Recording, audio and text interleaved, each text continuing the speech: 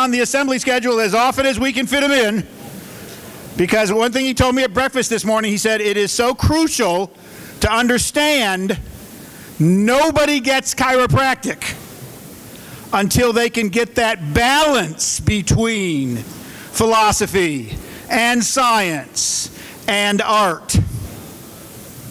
So, someone who has been a 1990 graduate of Ithaca College, he asked me to tell you that. He and I may be the only ones in the whole place that know what Ithaca College is.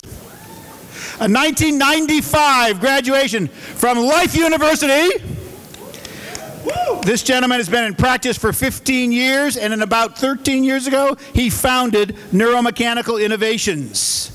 He's going to tell you about that. There are 8,000 chiropractors using some of the stuff that he has developed in his Neuromechanical Innovations. Without further ado, it is my absolute pleasure to introduce Dr. Chris Colloca.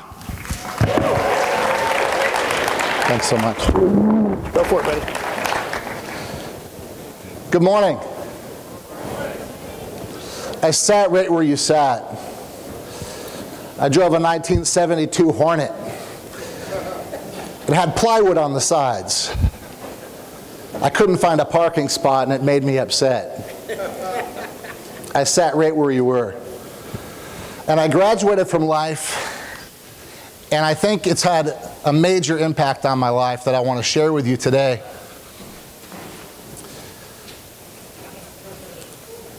It's not about the money. In God we trust. Do you see how it says that? In all others, bring data. And this is how I live my life today. You see, I think that there's some major problems that we have to answer in our profession. First of all, we need an operational definition of subluxation. We want to prove it exists. We want to prove that it has biomechanical consequences, so we want to define and demonstrate that. We want to define and demonstrate the neurophysiological consequences. And then we want to prove that adjustments can impact that. And that's what I've dedicated my career for. Not just to serving patients, but above and beyond, in addition to caring for patients, I've dedicated my career to trying to answer these questions. So let's talk about it and explore it. First, with an operational definition of subluxation. And there's lots of different terms and definitions out there. Mine's quite easy. Subluxation is an alteration of the normal joint structure and or function, period. Very simple. And when you say, well, where's the neurological impact, Chris? You're going to find that it's inherent.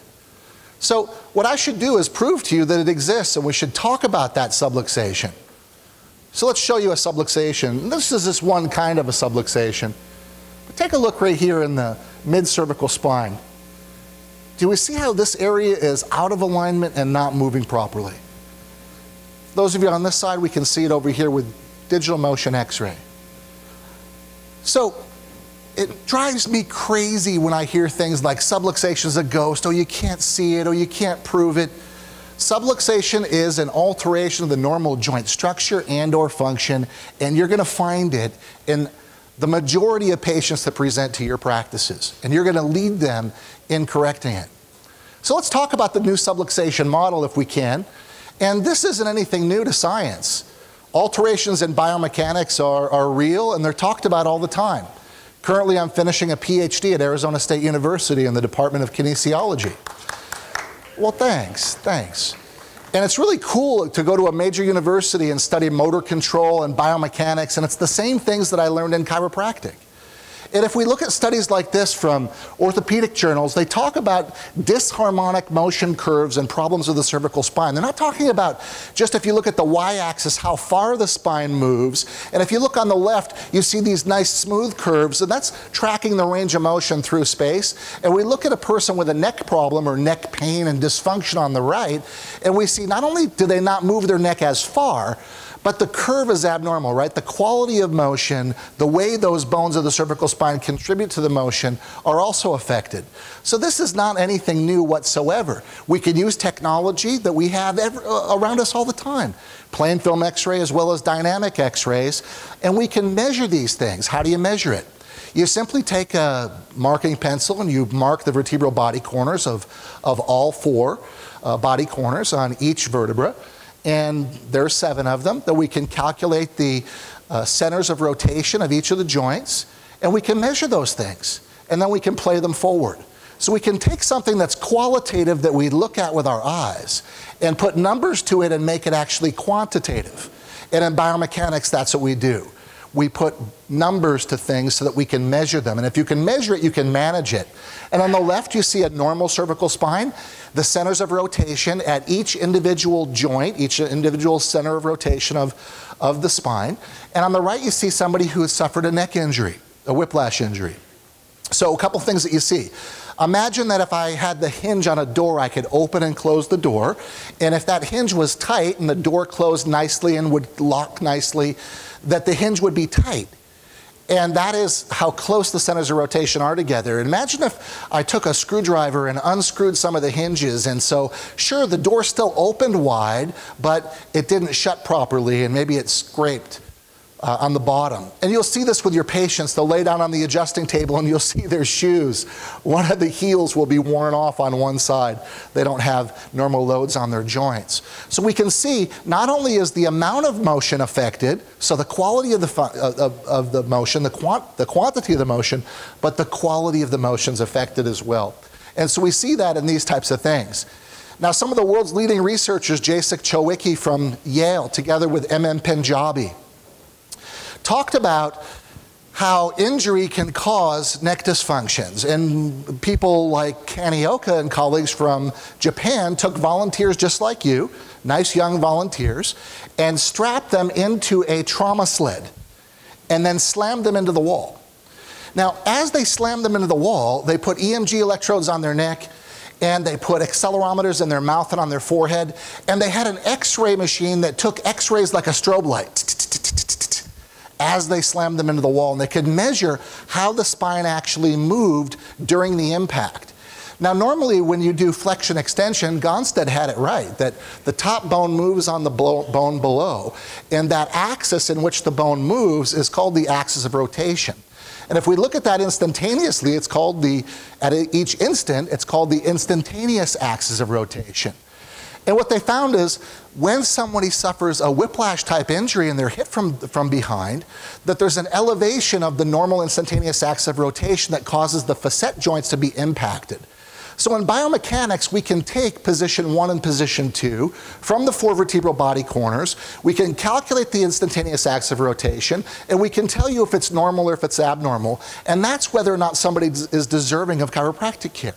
Not whether an orthopedic test is positive, but the reason they're deserving of chiropractic care is they have a subluxation, they have a dysfunction that's deserving of intervention. That's the way I see the world. And from a biomechanical perspective, this is real. So you can see studies like that in spine, and it's a lot of fun. And we see people who comment on studies like this, like the world's most published anatomist, Nick Bogduck. And he says, this study of Colloca is one of the best studies he's ever read. Coming from this guy, this means a lot. He says, it fills a critical gap in the story of cervical facet pain. It proves the missing biomechanical link.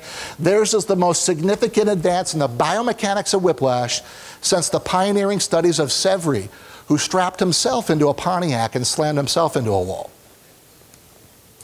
So we have to then define and demonstrate that there's biomechanical consequences to this thing we call subluxation. Your intervertebral disc is avascular under normal circumstances. So the way our disc gets nutrients in and waste products out is through imbibition, through motion. And that's how our disc stays healthy. It squeezes out the bad infiltrates and absorbs nutrients back into the disc so those cells can have nutrition and have biochemical changes. And we look at studies like this from Michael Adams, from the University of Bristol, one of the world's foremost biomechanists out there. Kind of hard for you to see, but what Adams talks about is how the disc will lose its height under abnormal loads. And so that advanced disc degeneration takes place, not just because of injury, but because of abnormal loads on the intervertebral discs. Sorry that's so small. And he shows us pictures like this under normal circumstances. At the top, we have a normal intervertebral disc. And then when we load our discs abnormally, we start to see changes in the nucleus pulposus. Injury can provide annular tears, and degeneration of the disc. So indeed, abnormal loads on the spine have biomechanical consequences. The world's leading authorities in biomechanics tell us that this is true. And then we can look at imaging like MRI to help us understand in research the consequences of these disc degenerations. And here we see nice bright signal intensity on the top corresponding to the normal disc. And as the disc loses fluid, we see a loss of signal intensity, or more of a loss of signal intensity on that T2 weighted image, that MRI. Now, degenerated discs do have a clinical correlation.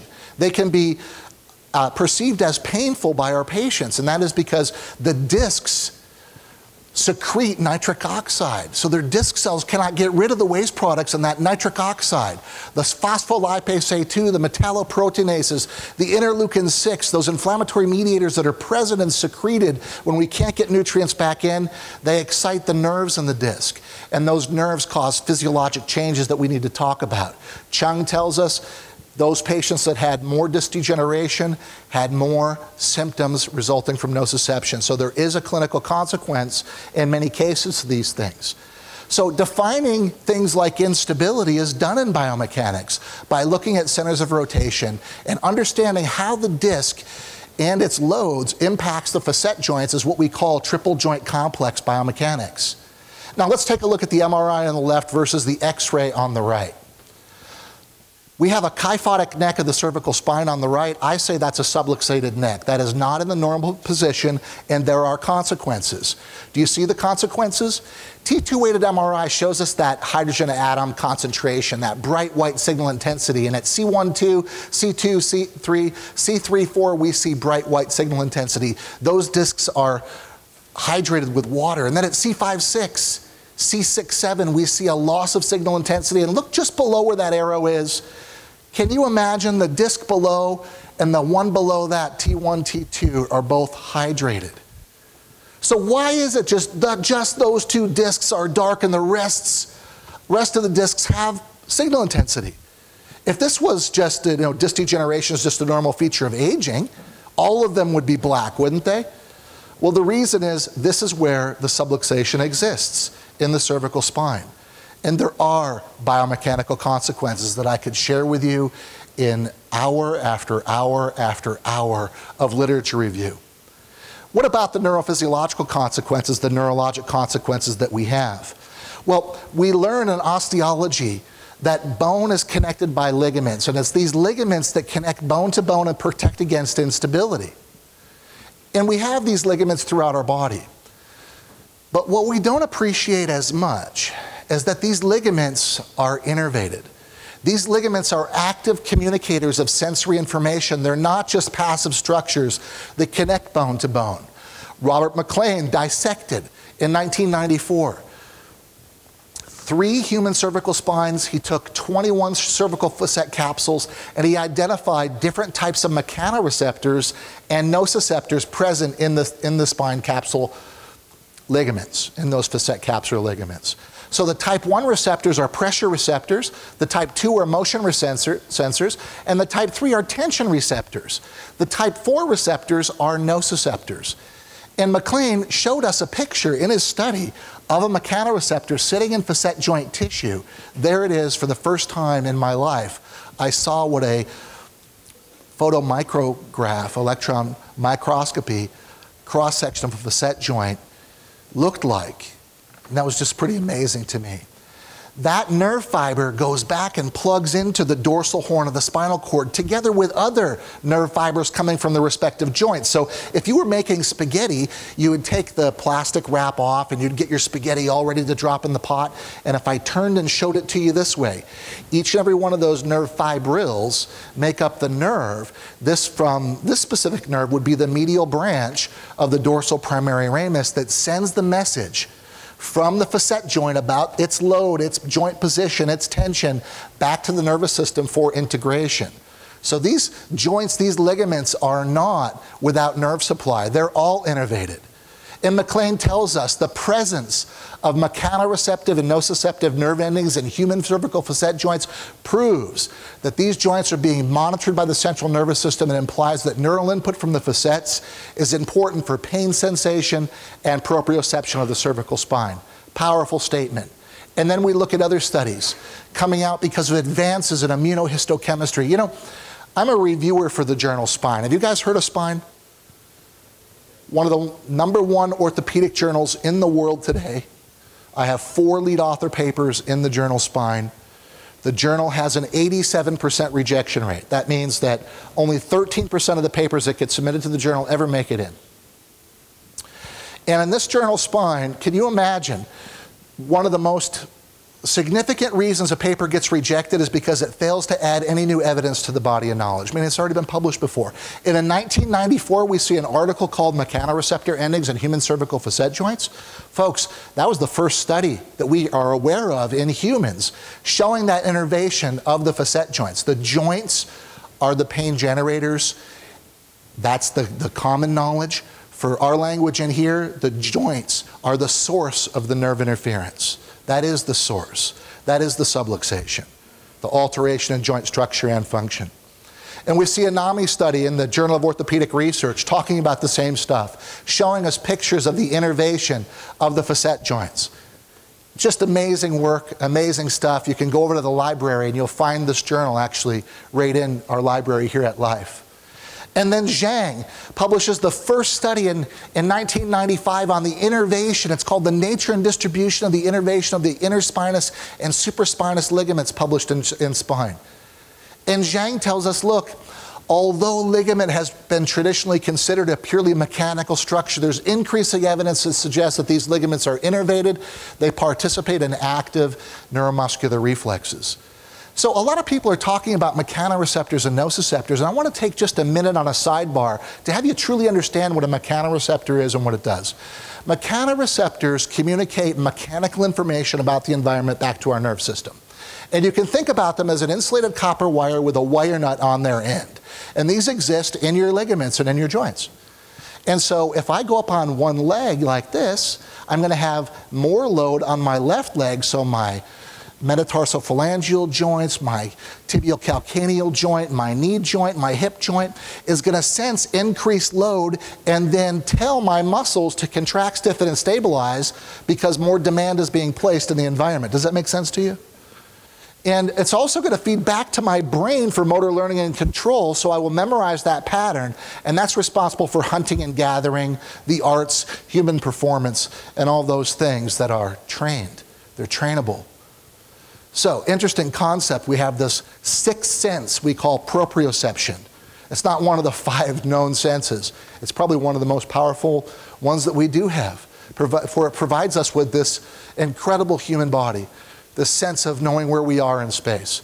That's all driven from mechanoreceptive afferent traffic coming from your joints and from your muscles. Now, people talk about mechanoreceptors and nociceptors as if they're the same thing. They're not.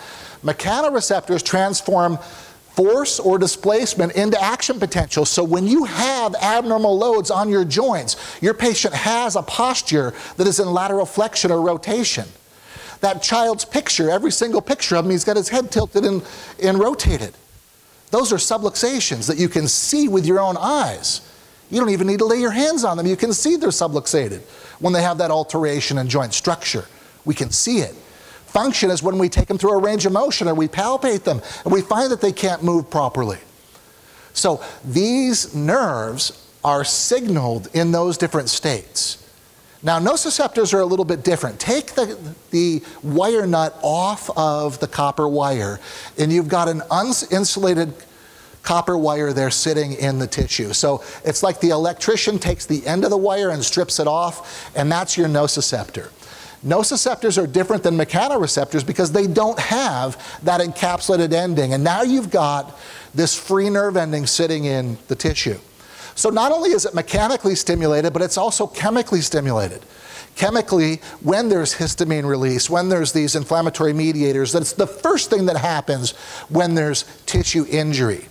And you all can understand and relate to tissue injury. If I was running and sprained my ankle, the ankle would swell. And if we took a sample of my ankle, you'd see that there's inflammatory mediators in the inflammatory soup that causes my ankle to appear swollen.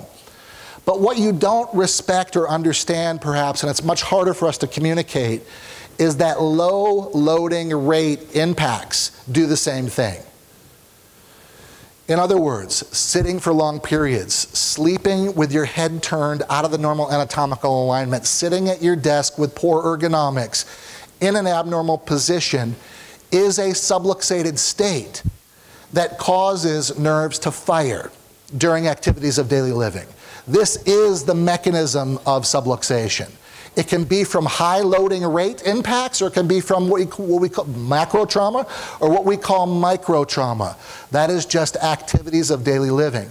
Well, nociceptors, when they have a high threshold, and when they're stimulated, they secrete substance P and CGRP, these neuropeptides that act to turn up the sensitivity of the nerve and lower its threshold. And once it gets to threshold, it then fires, and it's a non-adapting type nerve, meaning it continues to fire until the stimulus is removed. God bless you.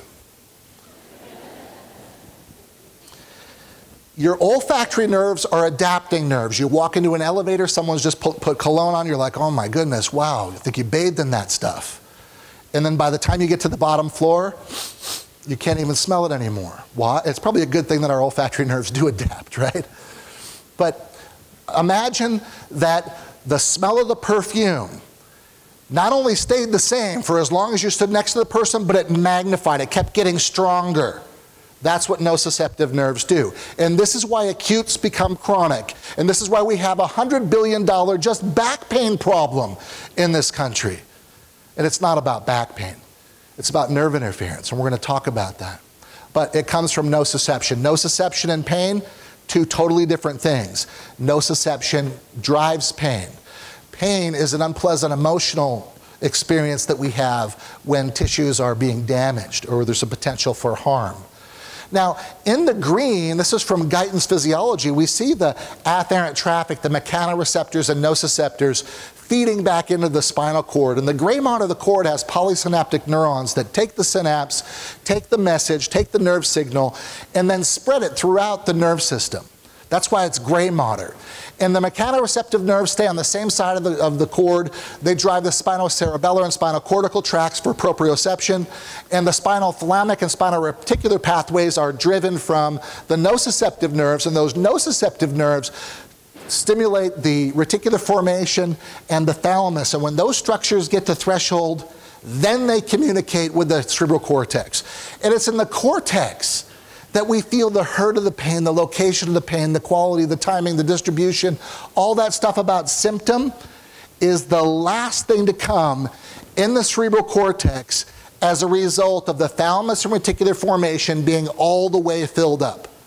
Some of your patients will have a reticular formation and thalamus the size of a beer pitcher. And others, just to put it in terms you can understand, the size of a shot glass. Come on, you guys are college students, right? So that means if you've got a beer pitcher for a threshold, you've got to put all this nociception into it. I mean a lot of nociception until they feel the symptom. Other patients, very little input, very little nociception, and they have pain. These are patients, you'll lay them down on the table and you'll go to straighten out their sweater before you palpate, and they'll be jumping off the table just from you straightening out their sweater. These are the patients that have been labeled as having fibromyalgia. Have you heard of it? They have a low pain threshold. So, nociception and pain, two completely different things. But what I want you to understand is that very same nociception from the joints that comes from alteration of loads, either microtrauma or macrotrauma that comes into the spinal cord, not only drives the brain for this experience, but also drives the red going to the muscles. So the anterior primary motor neurons fire. And those neurons tell the muscles stiffen, contract, and stabilize, and it holds your spine out of alignment, holds you in those postures, and that's why subluxation is maintained. And if you want to tie this whole thing right back together, do you see the yellow? Those same polysynaptic neurons stimulate the intermediolateral cell column of the cord in yellow, driving preganglionic sympathetic efferent traffic that goes where? To the viscera. So the reason that patients come in and they say, "Doc, I can breathe better. Doc, the skin problem that I had, it's gone. The painful menstrual cycle I used to have, the digestive disorders, all of the type O disorders that we see benefiting from chiropractic care because of the same theory, the same model." So we have a model for subluxation that explains the symptoms patients suffer, the objective findings that we see, and the type O disorders that they come in with. But chiropractic's all about adjusting the subluxation for the purpose of removing nerve interference. That's it. That's what you do, and you step out of the way, and the body is the one that does the healing. So we see studies like this. Sorry about the word manipulation. That's adjustment isn't a keyword term in the mesh headings in PubMed. So we see studies like this. I was the guest editor for the Journal of Electromyography and Kinesiology in the October 2012 issue. And we've had this article published there showing the visceral responses of spinal manipulation. You can find this stuff and read about it if you're interested about the science and the impact that we have happening. And we know that the source of the nerve interference is coming from the joints. We see diagrams like this showing us that patients who have been injected in the neck with mustard oil into their facet joints, when they draw on a pain diagram, this is where they feel their symptoms. If you inject C5-6 with mustard oil, that's where they feel it. And if you inject lidocaine in there, you can get rid of it. That the pain generators coming from the facet joints, they're the major cause of nerve interference. And we see studies like this from Wayne State University. Here's John Kavanaugh's work talking about the innervation, talking about neuroanatomic studies, demonstrating free and encapsulated nerve endings in the facet joints. He talks about low threshold mechanoreceptors and higher threshold nociceptors. He talks about inflammation leading to decreased thresholds of the nerve endings. And I'm sharing this with you today at Life University. This is 2006 Journal of Bone and Joint Surgery. So what you're learning in school and in science is impactful, for this is the underlying cause of our patients' problems. It's coming from the joint, so we need joint doctors to take care of it. Moshe Solomon, professor of orthopedics and rehabilitation at the University of Colorado at Denver, editor for the Journal of Electromyography and Kinesiology, puts out his keynote address to the International Society for Electromyography and Kinesiology, talking about the sensory motor control of ligaments and the associated with neuromuscular disorders. And he talks about his life's work in this study. That's the way he puts it. This is my life's work, studying the relationship between the innervation of ligaments and how they feed the muscles. And what he talks about in this research is how the ligaments tell the muscles what to do. And without information from the joints, the muscles don't know how much to contract, stiffen, or stabilize, and they leave us unprotected and more prone to injury. And he thinks this is the major cause of problems in our society, healthcare, musculoskeletal healthcare problems. When I say musculoskeletal, not just back and neck pain, but people's ability to function. And Solomon comes out and he says ligaments are not passive tissues, they're major sensory organs. He says there's excitatory and inhibitory reflex arcs from these organs within the ligaments that recruit and de-recruit the muscles to maintaining joint stability as needed by the movement type performed. And he talks about the viscoelastic properties of the ligaments and how important that is for their survival. Cool stuff. And just through knowing him, from inviting him to speak at our conference, speaking to chiropractors, he invited us to have a whole special issue on chiropractic in the JEK just in October 2012. Fun stuff. Have you heard of this guy? I think I presented a paper earlier from M.M. Punjabi from Yale, talking about a hypothesis for chronic back pain. Where does it come from? Where do these disorders come from? Well, we know where they come from. They come from the joints. He talks about intact mechanoreceptors, have an intact neuromuscular control unit, good feedback, good synergy, no adverse consequences. But under injured states, when the spine isn't moving properly, the nerves don't communicate properly, this is where we have problems. And I was fortunate enough to study with Nick Bogduck just last year in Australia, where I invited him to speak at one of my lectures. And he gave me his slides. never been published before. Showing you his beautiful dissections, showing you the dorsal rami and the nerves. Look at those fine dissections, innervating the joints. And we see drawings in textbooks like this that come from those anatomical drawings. And we see the recurrent meningeal nerve. We see the gray rami communicantes, the sympathetic ganglion. These small nerves coming and exiting from those structures. Those nerves are there and they exist. That's the sympathetic trunk, that SC. That's the rami communicantes, the RC, and the ventral ramus. You can see the disc labeled to the north there. And we see these drawings showing you the innervation of the disc, that it's not the disc pressing on the nerve root that's the problem, it's the disc itself. The abnormal loads on the disc tell the brain and the nervous system that there's something wrong, that there is abnormal loads there. And that in and of itself is nerve interference. You don't have to have a positive MRI. You don't have to have nerve root compression symptoms. Here's the DRG, the rami communicantes, the ligamentum flavum, going right into the IVF there. These incredible dissections showing that innervation. Great stuff.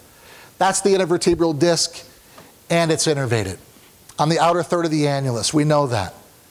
And people that are subjected to discography, where they inject a needle into the intervertebral disc and then light it up, we can actually see the radiopaque dye leaking within the disc and the annular tears that cause that nuclear fluid to stimulate the outer annulus nerves, and then those nerves synapse and fire and tell us that there's a problem.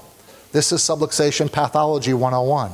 Same thing with sacroiliac joint blocks as being the pain generator. Stick a needle in the joint, light it up, and you can tell if indeed it's causing nociception. Not that I'm going to do this in my practice, but for research, we can see that it's there. And this drawing sums it all up. The disc is innervated. The ligaments are innervated. To the right, going clockwise, the facet joints are innervated. The skin's innervated. And the muscles, with the muscle spindles and the Golgi tendon organs at the musculotendinous junctions, all feeding back into the dorsal horn of the cord, feeding in, telling the nervous system what's happening, and then that traffic comes back, tells the muscles how much to stiffen, contract, and coordinate, and signals the brain by crossing over the cord, telling the brain whether there's danger, and telling the nervous system how much pressure and stress are on these joints. That's how our bodies work. So is there a nerve component? Can you prove that it's there? I think it just did. In bog duct studies, this one in a cohort of whiplash patients, the first two studies, 3 and 4 are from his pain clinics. This is him identifying with these medial branch blocks the true pain generator. The isolation of the pain generator showing that in upwards of 60% of patients, the nerve interference is coming from the facet joints. What profession works with the facet joints like chiropractors? There is no profession that works with these joints. That's exactly what you were destined to do and who you were destined to become, is to serve suffering humanity by applying specific chiropractic adjustments to these dysfunctional joints for the purpose of changing the nervous system.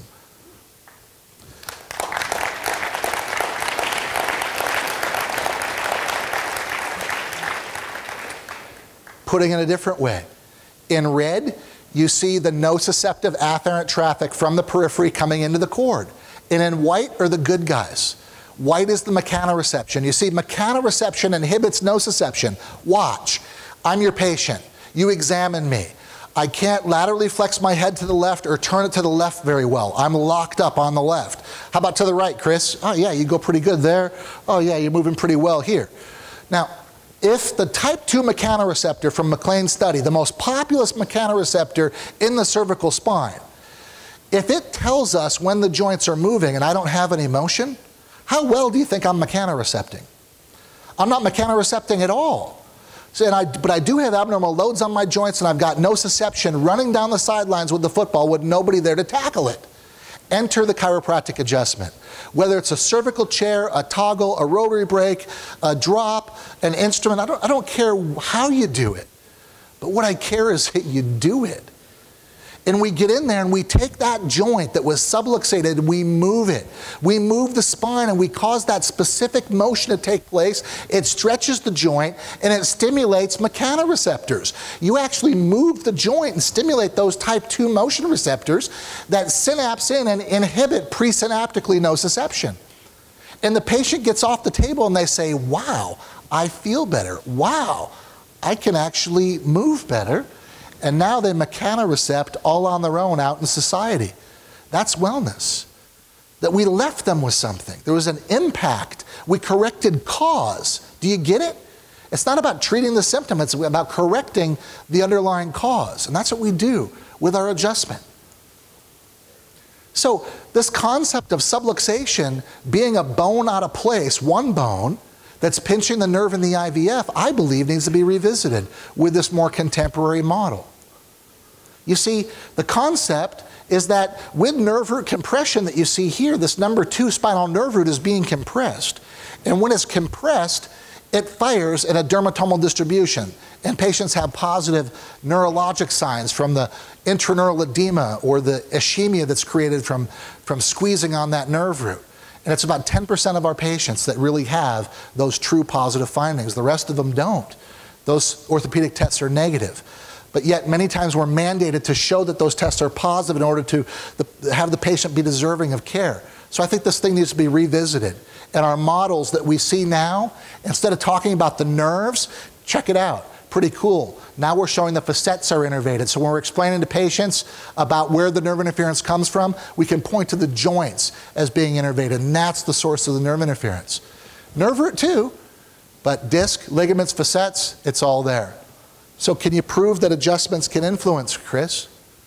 Chris, you showed me a subluxation. Did you guys see a subluxation today?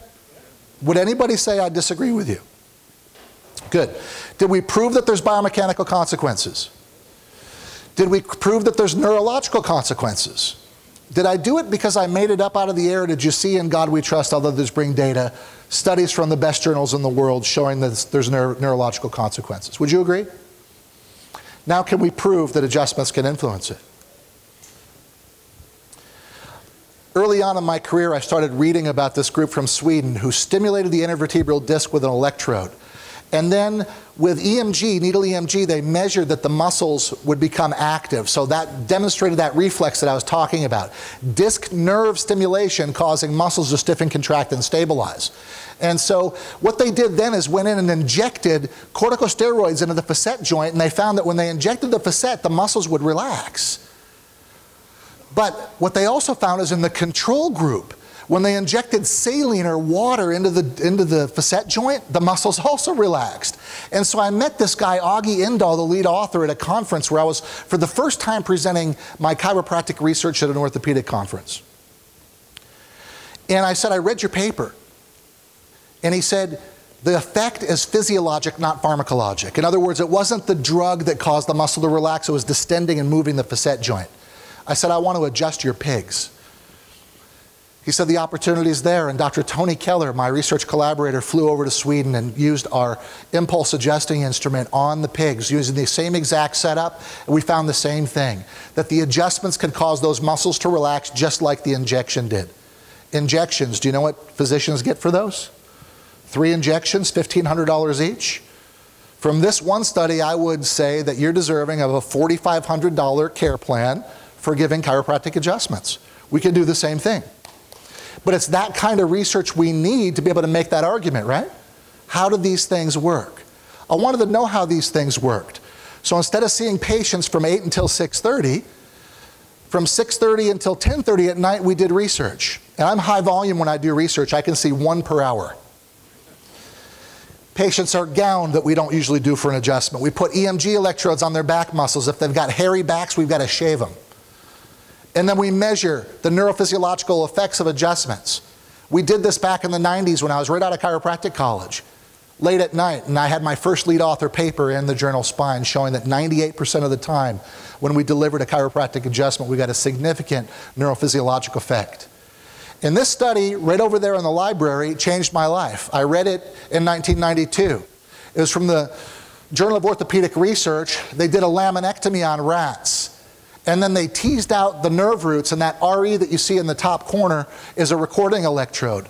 And as they stretched the facet joints and translated the joints, they found that they could measure neurophysiological responses. And when I saw that, a light went on for me, and it said mechanical neuro, but I think neuromechanical sounds better.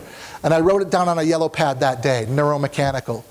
And I wrote down right in that library, replicate study, but do it in humans, not rats. And I wrote down, measure EMG responses together with the nerve responses. And then I wrote down, measure the spine motions and do the adjustment with a chiropractic intervention instead of biomechanics. And I put that into my consciousness. So this is a kid who drives a 1972 Hornet with plywood on the side. Youngest of 8 kids. There's no trust fund. There's student loans. That's all there was. And I put it into my consciousness. And the next thing you know, I met a surgeon who decompresses those nerves for a living and published this paper with the editor for the European Spine Journal, Robert Gunsberg, MD, PhD. In his office, patients are placed prone on the operating table. He does surgery on them anyway. And so we could get a recording electrode around their spine. You're looking at spinal cord with Robert doing the decompression. We found scoliosis nerve root electrodes that are used when Harrington rods are placed, so we can measure the nerves and make sure that those nerves aren't being damaged during those types of interventions. And so we use those electrodes to measure the nerve root responses. We used a gold standard technique of nailing a nail into the spinous process and putting a triaxial accelerometer that can measure to 1/10 of a millimeter so we can quantify the vertebral motions that take place. I wanted to do this right. I only had one chance at it. We put needle EMG in the paraspinal muscles, and then I began giving adjustments. That's Robert doing suction and me doing adjustments. Back in those days, it was an original activator adjusting instrument is all I had my hands on. And I could deliver that adjustment on the left side of the spine and then measure how the spine moved in concert with the nerve responses and EMG responses all in the same timeline. This had never been done in chiropractic before, ever. This is being done in live human subjects. Well, when we made the adjustments, the top graph shows that the vertebra moves. EMG responses light up, and on the left and right nerve root channels, we also saw neurophysiological responses.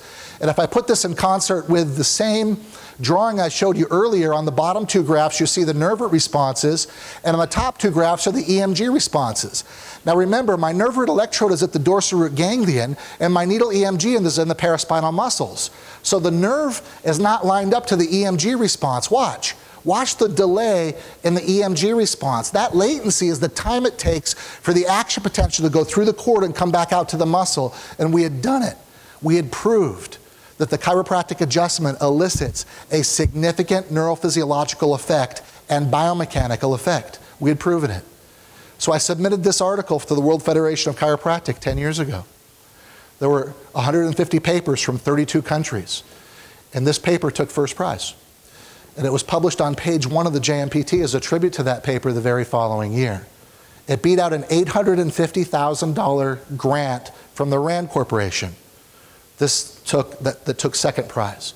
We did this study for $39,000 through a grant from the William M. Harris Family Foundation. That's how research gets done, by people that actually want to get it done and want to do it. Fun stuff, huh?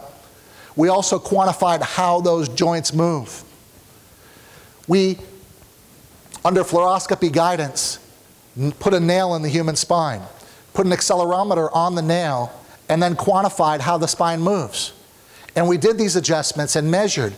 And what we found is that the spine moves and then it oscillates and it rebounds back, and we can quantify how far the bone moves. And we can measure it.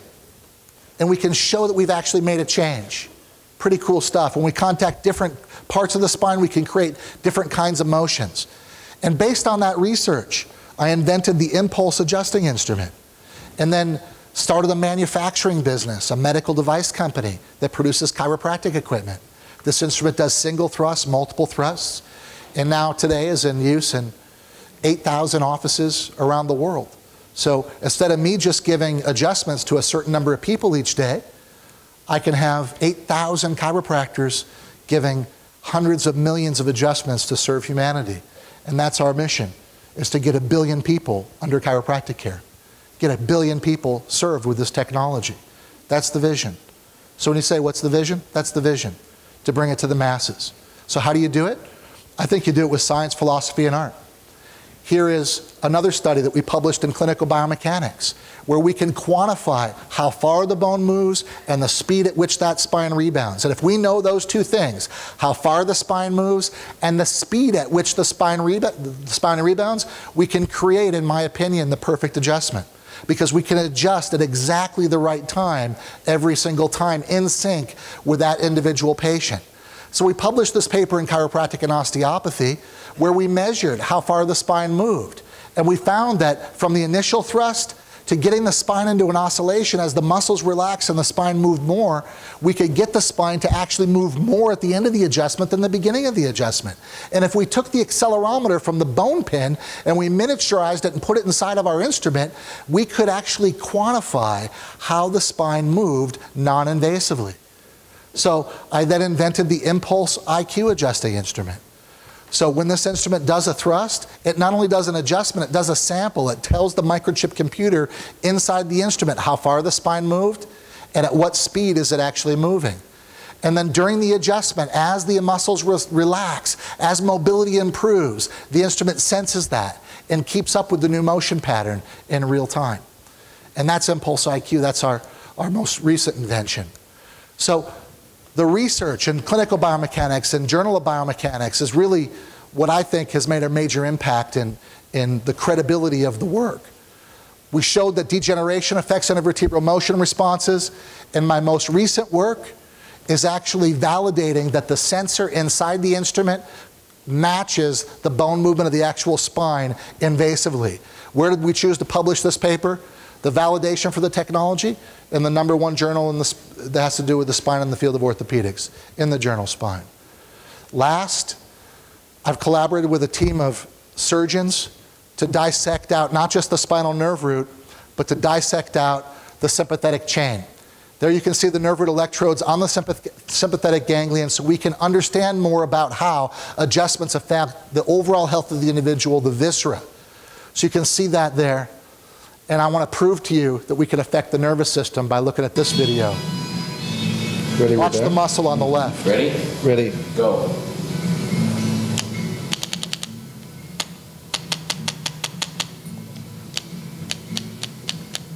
You see the muscle contracting? Do you need an EMG to tell you that you're causing significant neurophysiological influences on the nerve system? I think we've laid it out for you today. You couldn't have chosen a better profession to join, and chiropractic needs leaders just like you. Thanks.